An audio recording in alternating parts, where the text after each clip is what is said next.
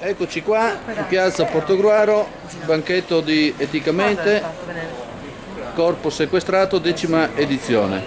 Cosa ci può dire? Questa edizione, come così recita il titolo, propone una serie di incontri che hanno per tema il diritto alla salute e quindi avremo relatori che lavorano nel campo medico, nel campo sociale e propongono così conferenze che hanno appunto lo scopo di far riflettere sulla situazione della medicina oggi e il diritto alla salute.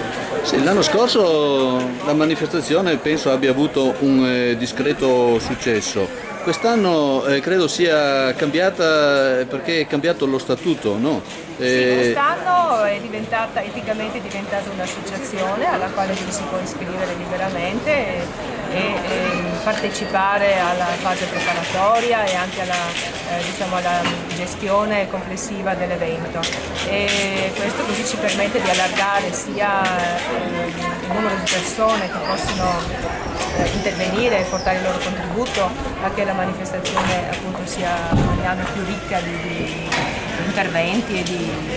Il quartiere generale è sempre Telio Veneto? Sì, è sempre a Telio Veneto, la sede è nel comune di Telio Veneto e l'evento si svolge come negli ultimi anni a Cintello. Perciò diciamo che è cambiato il nome in associazione, però le persone, l'ossatura è rimasta. La struttura è rimasta, le persone che ci lavorano sono un po' aumentate grazie proprio a questa nuova formula che si è data. Allora ricordiamo che inizia dal 5 fino al 10 giugno, ci sono parecchi volantini, dépliant, manifesti in giro un po' dovunque, basta anche andare in internet, voi avete un sito sì.